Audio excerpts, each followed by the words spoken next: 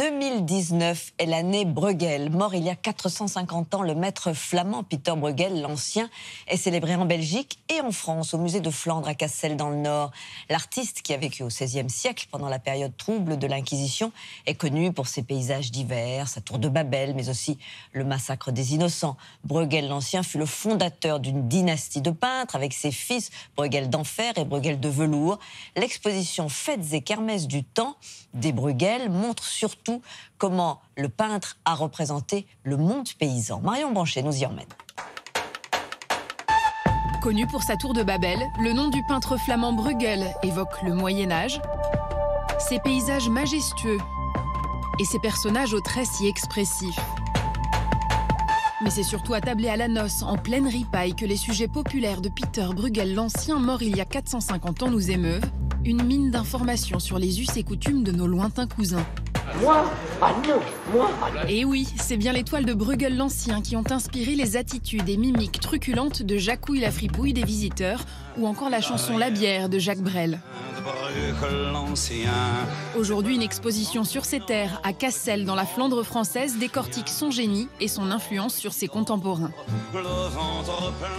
Il a vraiment marqué son époque parce qu'à chaque fois qu'il a traité d'un sujet, il a proposé une version, une interprétation qui était très différente de ce qu'on voyait à l'époque. Pieter Bruegel l'Ancien est loin d'être le premier à s'intéresser aux fêtes et kermesses religieuses du XVIe siècle. C'est une tradition chez les peintres de l'école flamande qui ont tendance à forcer le trait. On est plutôt dans la caricature. C'est des personnages un peu grossiers. On les voit danser, mais ils sont loin d'être souples. Ils sont costauds. La mariée, elle est présentée sous des traits vraiment satiriques. Elle n'est pas très jolie. Elle est très ronde. Enfin, il y a véritablement un humour, parfois même acéré, envers ces villageois. Et il faut bien admettre qu'à l'époque, on ne badine pas avec la ripaille. Lors de certaines festivités, l'alcool est distribué gratuitement. Ça rythmait effectivement l'année, 3-4 fois dans l'année. Ça permettait surtout aux villageois qui avaient une vie extrêmement rude, liée par des hivers vigoureux, on l'oublie, la disette, la famine, les guerres. Et donc la fête, c'était un moment extraordinaire, un instant où il fallait profiter au maximum et où tout était permis. On boit plus que de raison.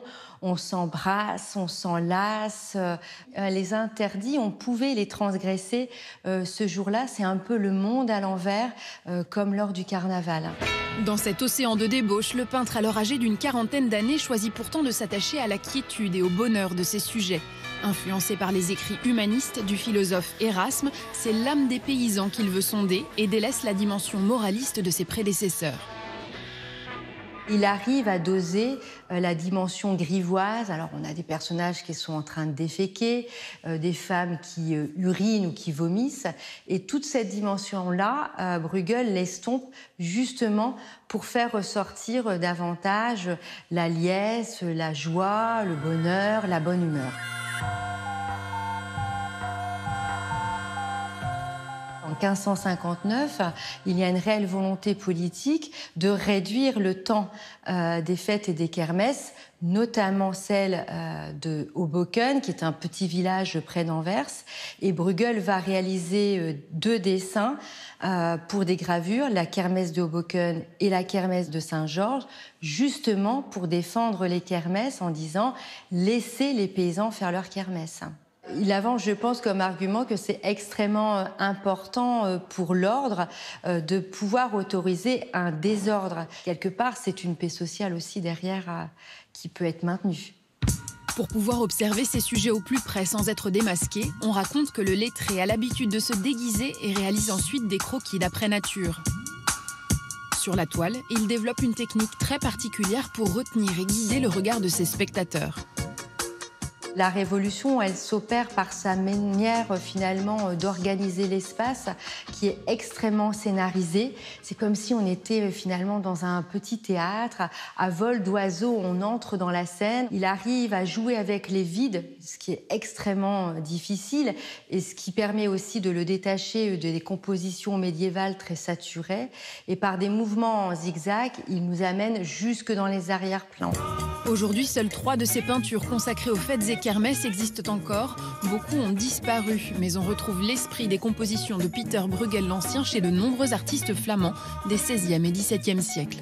Il va inspirer ses contemporains, il va aussi se nourrir de ses contemporains, c'est ce qu'on essaye de montrer, hein. L'influence, elle est des deux côtés.